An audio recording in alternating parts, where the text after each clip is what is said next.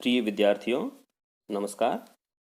आज हम कक्षा 6 की हिंदी पाठ्य पुस्तक वसंत भाग 1 के 7वें अध्याय साथी हाथ बढ़ाना का अध्ययन करेंगे। इस कविता के कवि है जाने माने कवि एवं गीतकार श्री साहिर लुधियानवी।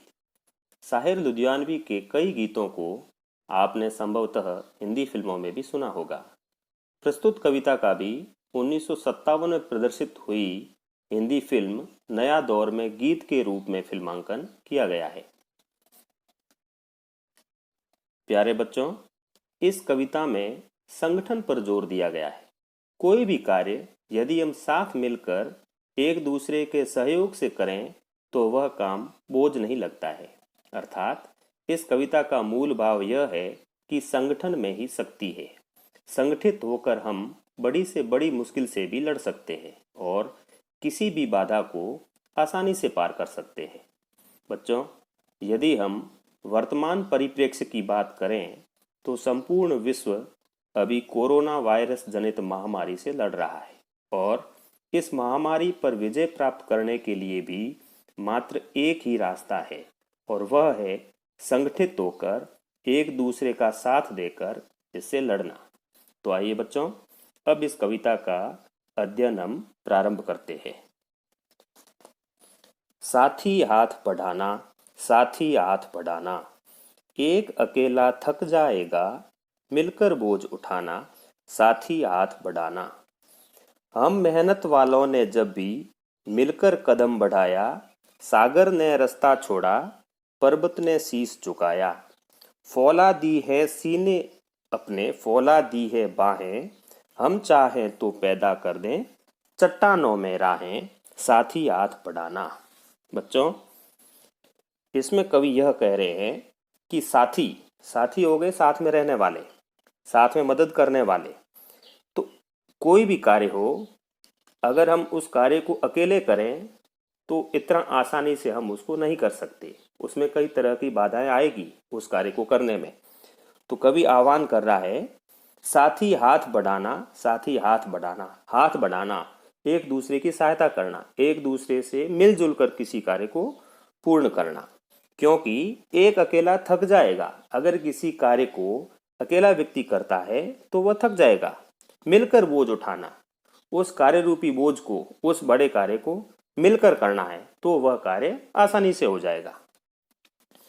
कवि आगे कहते हैं, हम मेहनत वालों ने जब भी मिलकर कदम बढ़ाया। हम मेहनत वाले, मजदूर, श्रमिक, मेहनत करने वाले जब भी मिलकर कदम बढ़ाया है, जब भी किसी कार्य को करने के लिए हम मिलजुल कर इकट्ठा हुए हैं, तब सागर ने रास्ता छोड़ा, पर्वत ने शीश झुकाया। तब हमें समुद्र ने भी रास्ता दे दिया है, पर्वत ने भी अपना शीश झुका दिया है। मतलब इंसान ने मिलजुल कर जब भी काम किया है, कोई आगे बढ़े हैं, तो समुद्र और पर्वतों को भी अपने आगे झुका दिया है, बड़ी बड़ी बाधाओं को भी पार कर दिया है। फौला दी है सीने अपने, फौला दी है बाहें। फौलाद जैसी मजबूत है हमारे सीने, मतलब हमारी हिम्मत, हमारी दृढ़ इच्छा शक्ति, हमारे इरादे, वो बहुत ही मजबूत है। फौलाद जैसे मजबूत है, लोहे से भी मजबूत है। और हम चाहें तो पैदा कर दें चट्टानों में राहें। अगर हम चाहें, अगर इंसान चाहे, अगर इंसान मिलजुल कर किसी कार्य को करे तो वो चट्टानों में भी राह बना सकता है, चट्टानों में भी रास्ते बना सकता है।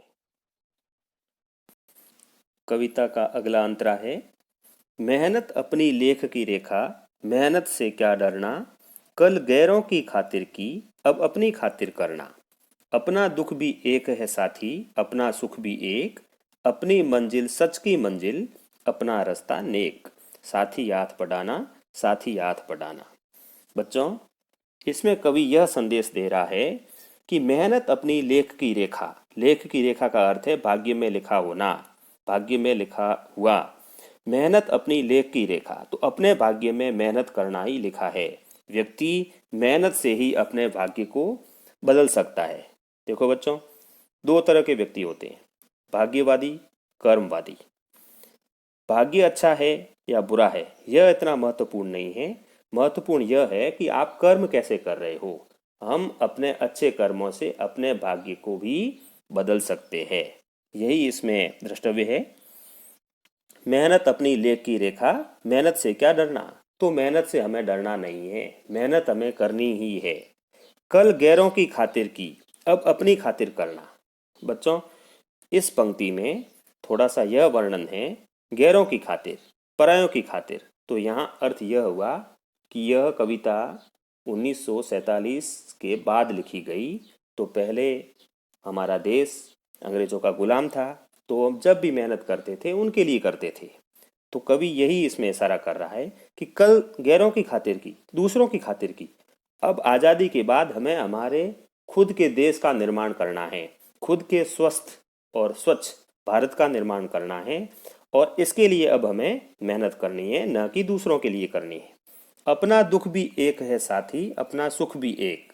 कवि यह कह रहा है कि जो मेहनत करने वाले होते हैं, जो मजदूर होते हैं, जो श्रमिक होते हैं, उनका दुख भी एक है और उनका सुख भी एक है। वह साथ साथ में रहते हैं और साथ में ही मिलकर काम करते हैं। अपनी मंजिल सच की मंजिल, अपना रास्ता नेक। हमारी जो मंजिल है, जहाँ तक हमें पहुँचना है, वो सत्य की मंजिल है। और उस मंजिल तक पहुँचने के जो रास्ते हैं वो अच्छे हैं, नेक है, भले है। अपनी मंजिल सच की मंजिल, सत्य की मंजिल, और उस मंजिल तक पहुँचने के जो साधन हैं वह बहुत ही नेक है। साथ ही हाथ बढ़ाना, साथ ही हाथ बढ़ाना।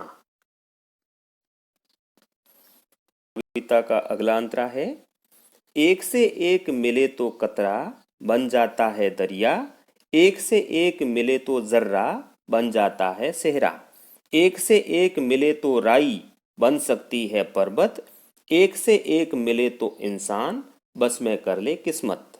बच्चों, इस पूरे अंतरे में कवि ने संगठन की महत्ता दिखाई है।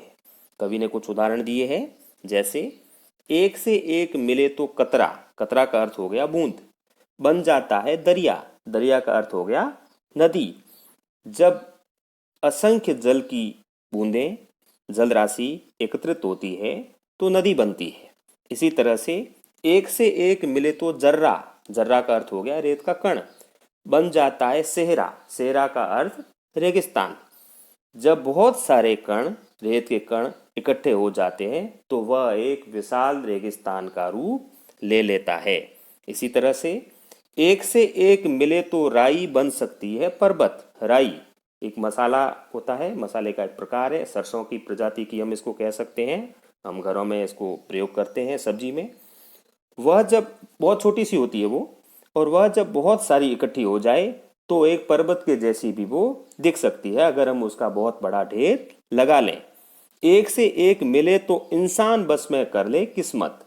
अगली पंक्ति में है कि इसी तरह से जब एक से एक मिले तो इंसान, अर्थात जब इंसान किसी भी बड़े से बड़े कार्य को भी मिलजुल कर करे तो वह भाग्य पर, किस्मत पर विजय प्राप्त कर लेता है, अर्थात वह अपनी किस्मत बदल सकता है। साथ ही हाथ बढ़ाना, साथ ही हाथ बढ़ाना। तो आइए बच्चों, फिल्म नया दौर में इसी कविता की गीत प्रस्तुति को हम सबसे पहले देखते हैं।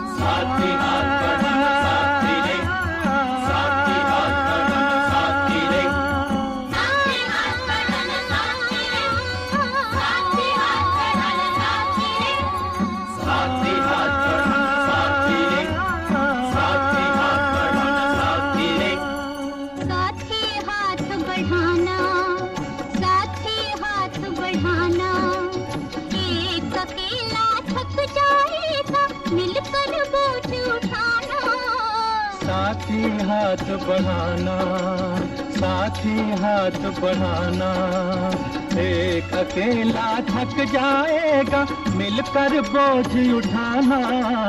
साथी हाथ बढ़ाना, साथी हाथ बढ़ाना, साथी रे, साथी हाथ बढ़ाना, साथी रे, साथी हाथ बढ़ाना साथी रे।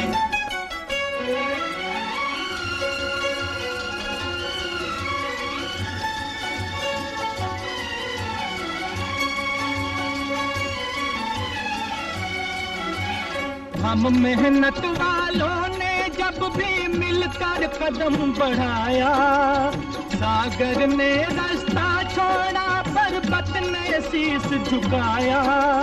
फौलादी है सीने अपने, फौलादी है बाहें, फौलादी है सीने अपने, फौलादी है बाहें। हम चाहें तो पैदा कर दे चट्टानों में राहें, हम चाहें तो पैदा कर दे चट्टानों में राहें। साथी हाथ बढ़ाना, साथी हाथ बढ़ाना, एक अकेला थक जाएगा मिलकर बोझ उठाना। साथी हाथ बढ़ाना, साथी हाथ बढ़ाना साथी रे, साथी हाथ बढ़ाना साथी रे, साथी हाथ बढ़ाना साथी रे।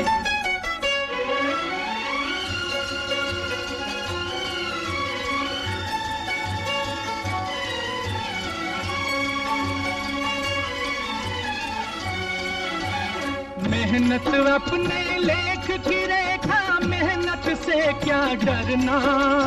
कल गैरों की खातिर की, आज अपनी खातिर करना। अपना सुख भी एक है साथी, अपना दुख भी एक, अपना सुख भी एक है साथी, अपना दुख भी एक।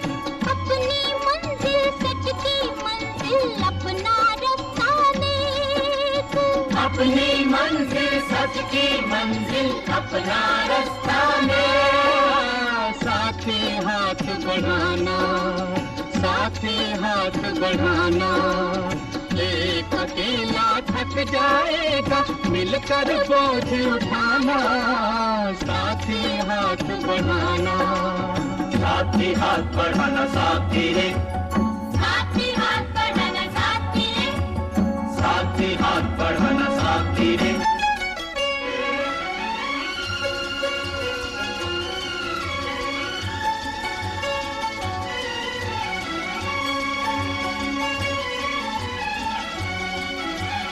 एक से एक मिले तो कतरा बन जाता है दरिया, एक से एक मिले तो जर्रा बन जाता है सहरा। एक से एक मिले तो राई बन सकती है पर्वत, एक से एक मिले तो राई बन सकती है पर्वत। एक से एक मिले तो इंसान बस में कर ले किस्मत, एक से एक मिले तो इंसान बस में कर ले किस्मत। साथी हाथ बढ़ाना, साथी हाथ बढ़ाना, एक अकेला थक जाएगा मिलकर बोझ उठाना।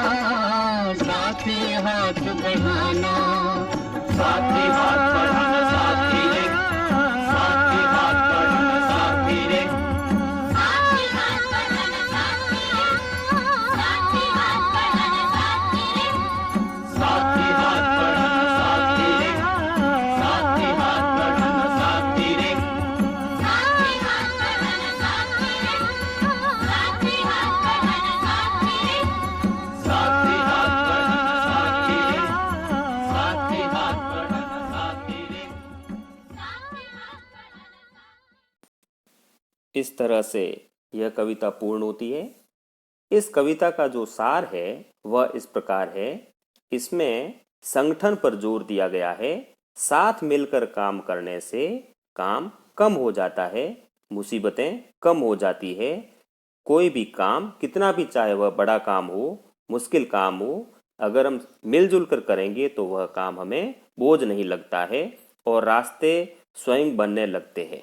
परिश्रम से मनुष्य भाग्य को भी बदल सकता है, भाग्य के ऊपर भी वह अपनी जीत सुनिश्चित कर सकता है।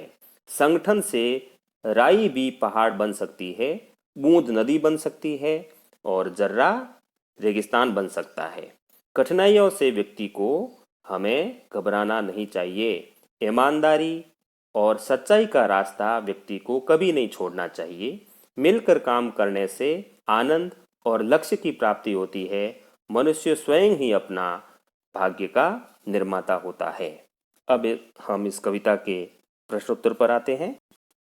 पहला प्रश्न है, यह गीत किसको संबोधित है? अर्थात किसको संबोधित करके यह गीत लिखा गया है? तो इसका उत्तर है, जैसा कि हमने पढ़ा, यह गीत मजदूरों को, या हम कह सकते हैं श्रमिकों को, या हम कह सकते हैं कि मेहनत कश लोगों को संबोधित है।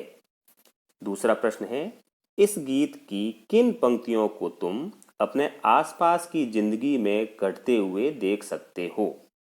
इसका उत्तर है, हम मेहनत वालों ने जब भी मिलकर कदम बढ़ाया, सागर ने रास्ता छोड़ा, पर्वत ने शीश झुकाया, फौला दी है सीने अपने, फौला दी है बाहें, हम चाहे तो चट्टानों में पैदा कर दे राहें। बच्चों, आपने भी अपने पड़ोस में देखा होगा कि कोई भी काम अगर मुश्किल होता है, गांव में, देहात में, शहर में, खेत में, तो कुछ लोग मिलकर उस काम को बड़े ही आसानी से कर लेते हैं। तीसरा प्रश्न है, सागर ने रास्ता छोड़ा, पर्वत ने शीश झुकाया, शायर ने ऐसा क्यों कहा है? लिखो। सागर ने रास्ता छोड़ा, पर्वत ने शीश झुकाया, इन पंक्तियों में कवि ने मनुष्य के साहस और हिम्मत को दर्शाया है। यदि मेहनत करने वाले मिलकर कदम बढ़ाते हैं तो समुद्र भी उनके लिए रास्ता छोड़ देता है, पर्वत भी उनके समक्ष झुक जाते हैं। अर्थात आने वाली बाधाएं, विघ्न है, वो अपने आप ही टल जाते हैं। इसी हिम्मत के कारण मनुष्य पर्वत को काटकर मार्ग बना पाया और सागर में भी पुलों का निर्माण कर पाया और चांद तक भी मनुष्य पहुंच चुका है। चौथा प्रश्न है, गीत में सीने और बाहों को फौलादी क्यों कहा गया है? उत्तर है इसका, मजबूत इच्छा शक्ति के लिए मजबूत सीना आवश्यक है और इन कार्यों को पूरा करने के लिए मजबूत हाथ आवश्यक है। अर्थात कवि यह कहना चाहता है कि सीने और बाहें फौलादी है, मतलब दृढ़ इच्छा शक्ति। इसलिए कवि ने इस गीत में मजदूर के सीने और बाहों को फौलादी कहा है। पांचवा प्रश्न है, एक अकेला थक जाएगा, मिलकर बोझ उठाना। प्रश्न 5 का क भाग है, तुम अपने घर में इस बात का ध्यान कैसे रख सकते हो? तो बच्चों, ये आप सबका अनुभव है कि हम सभी घर के काम में सहभागी बनकर इस बात का ध्यान रखते हैं, एक दूसरे की मदद करते हैं।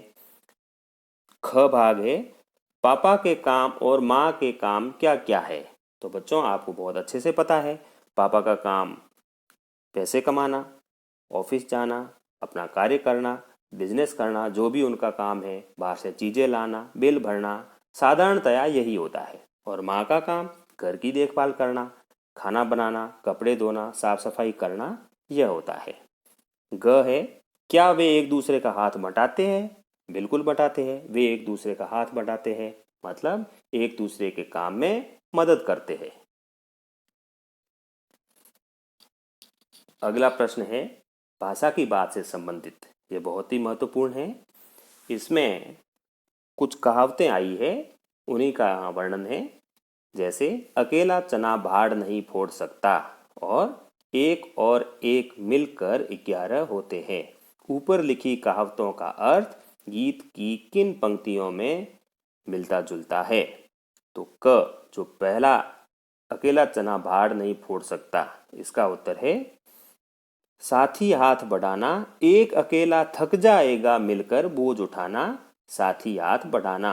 हम मेहनत वालों ने जब भी मिलकर कदम बढ़ाया, सागर ने रास्ता छोड़ा, पर्वत ने शीश झुकाया, फौला दी है सीने अपने, फौला दी है बाहें, हम चाहे तो चट्टानों में पैदा कर दें राहें। इन पंक्तियों में यह कहावत प्रदर्शित हो रही है। ख है, इन दोनों कहावतों का अर्थ कहावत कोश में देखकर समझो और वाक्य के संदर्भ में उनका प्रयोग करो। पहला मुहावरा है, अकेला चना भाड़ नहीं फोड़ सकता। इसका अर्थ हुआ कि मिलजुल कर काम करने से ही जीवन में प्रगति संभव है। इसका हम वाक्यों में प्रयोग करेंगे। किसी ने सच ही कहा है कि अकेला चना भाड़ नहीं फोड़ सकता। दूसरा है, एक और एक मिलकर 11 होते हैं। इसका अर्थ होता है संगठन में ही शक्ति होती है। इसका हम वाक्यों में प्रयोग देखेंगे। यदि हम मिलकर इस योजना पर काम करें तो यह निश्चित ही पूरा होगा, क्योंकि एक और एक मिलकर ही तो 11 होते हैं। नीचे हाथ से संबंधित कुछ मुहावरे दिए हैं, इनके अर्थ समझो और प्रत्येक मुहावरे से वाक्य बनाओ। बच्चों, यहाँ हाथ से संबंधित 5 मुहावरे दिए हैं, आइए इनको देखते हैं। पहला है, हाथ को हाथ न सूझना, अर्थात बहुत ही घना अंधेरा होना। वाक्यों में प्रयोग करते हैं। गांव के रास्तों पर आज भी बिजली की समस्या है, रात को बाहर निकलो तो हाथ को हाथ न सूझे। ख, हाथ साफ करना, इसका अर्थ होता है चोरी करना। शादी वाले घर में सतर्क रहना जरूरी है, वरना कोई भी हाथ साफ कर सकता है। ग, हाथ पैर फूलना, अर्थात डर से घबरा जाना। वाक्य देखते हैं। सड़क पर चलते चलते अचानक सांप को देखा तो रामू के हाथ पैर फूल गए। घ, हाथों हाथ लेना, अर्थात स्वागत करना। बेटे के विलायत से लौटने पर माँ पिताजी ने उसे हाथों हाथ लिया। ड़, हाथ लगना, किसी वस्तु का अचानक मिल जाना। वाक्य देखते हैं। मंदिर जाते वक्त चलते चलते 500 के नोट मेरे हाथ लग गए। बहुत बहुत धन्यवाद।